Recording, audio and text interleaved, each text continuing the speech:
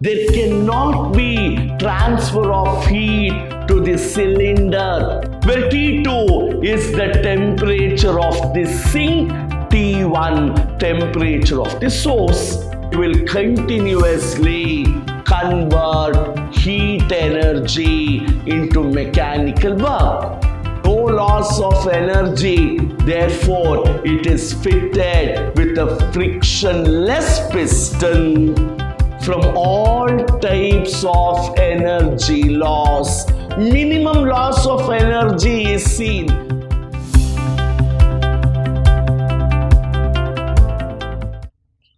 Hello students, this is SD Sir from the Temple of Excellence, Vidyashram Pre-University, Mysore. My last session today on the chapter thermodynamics, and to have a preview, in my previous session we studied very importantly the second law of thermodynamics as interpreted by Kelvin and Clausius, and then we understood the working of a refrigerator, where we told refrigeration is a process of absorbing heat from a cold body and giving it to a hot body in the presence of external source.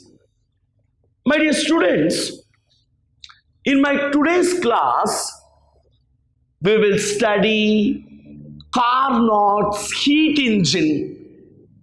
My discussion will be on heat engines, which is exactly the reverse phenomenon, reverse mechanism of what we call as a refrigerator. Now, right at the beginning of this chapter, I told the significance of thermodynamics is that we can understand how heat energy is converted into mechanical work, and it's vice versa, how work is converted into heat energy. So here, students, heat engine is a thermodynamic device which will continuously perform this operation. That is, it is a thermodynamic device which continuously converts heat energy into mechanical work. So, when we study about heat engine, it is a thermodynamic device. And what is its function? What is its use? It will continuously convert heat energy into mechanical work. Here, we typically study an engine called Carnot's heat engine, which was first devised by the scientist Soddy Carnot, a French scientist by name Soddy Carnot devised something called as Carnot's heat engine. And this is an ideal heat engine. I stress it twice. It is considered to be an ideal heat engine because it is free from all types of energy loss. Minimum loss of energy is seen. Therefore, it is called an ideal heat engine.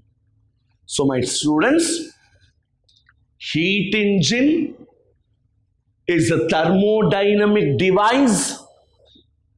It continuously converts heat energy into mechanical work. We typically study something called Carnot's heat engine, first devised by Sadi Carnot. Here it is an ideal heat engine because it is free from all types of energy loss. Now it has the following parts. The most important part of Carnot's heat engine is a cylinder. Ideal gas is taken as the working substance in the cylinder. So, which is my working substance? It is the ideal gas. Realistically not possible, but we say that the working substance in a Carnot's heat engine is ideal gas. Now, to describe the nature of the engine, the base of the cylinder is conducting while the walls are perfectly insulated. Any exchange of heat has to happen only from the base of the cylinder, as the walls are perfectly insulated. There cannot be transfer of heat to the cylinder from its walls as it is insulated. Conduction of heat happens only from the base, and the cylinder is fitted with a frictionless piston. Why frictionless piston? We don't want any heat to be lost. No loss of energy. Therefore, it is fitted with a frictionless piston. So, if you observe the diagram, this is the cylinder that we talk about. Ideal gas is taken as the working substance. Perfectly conducting base. Any exchange of heat energy only through the base of the cylinder. Perfectly insulating walls. No transfer of heat into the cylinder or exchange of heat with the surroundings through the walls. Frictionless piston, no friction because there cannot be loss of heat energy. Next, source. Source is always a hot body, very hot body of large thermal capacity maintained at constant high temperature. It has large thermal capacity and it is maintained at a large or a very high temperature. What is its use? As the name itself says, source andreno. Something from where we take, something from where we get, something from where we absorb. the working substance continuously absorbs heat from the source.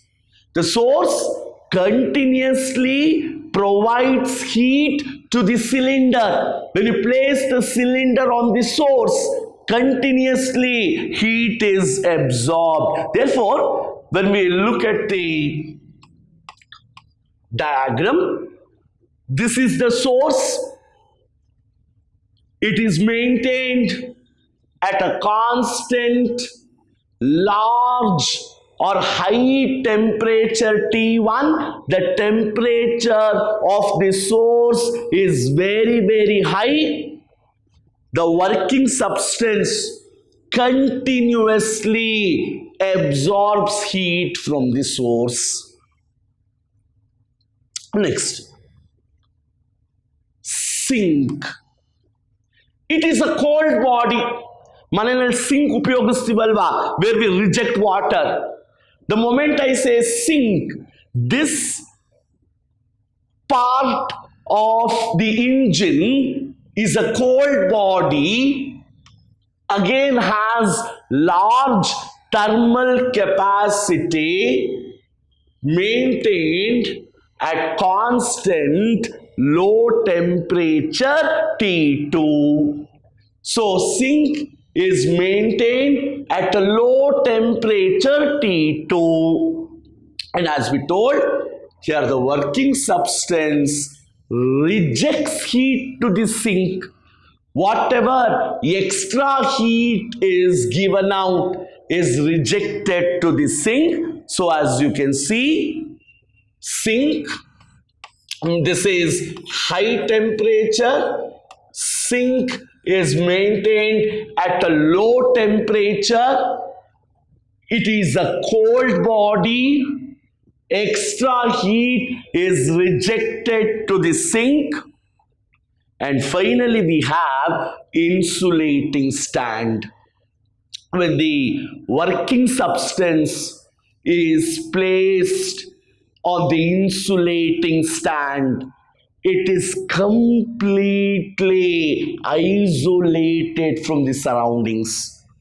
There is no interaction between the system and its surroundings. Complete isolation. So this is the different parts of a Carnot's heat engine. Now, I give you a small assignment. Please do refer your textbook and prepare for something called as Carnot's cycle.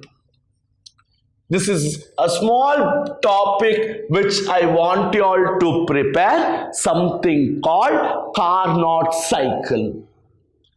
Now students, the efficiency of a Carnot's heat engine is 1 minus T2 divided by T1, where T2 is the temperature of the sink, T1 temperature of the source.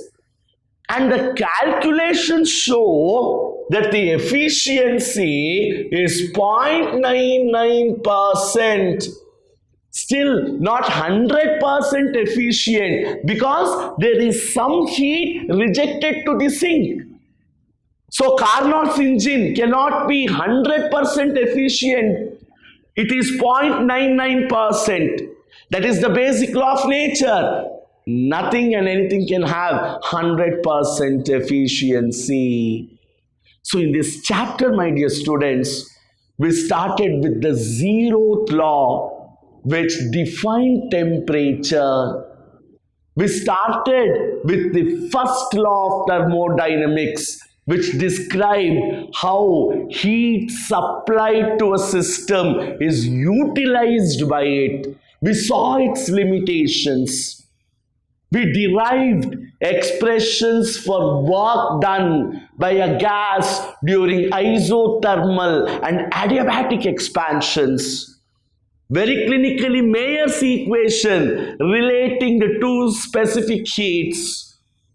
Second law, Kelvin and Clausius interpretation, refrigeration, and today we have understood the Carnot's heat engine.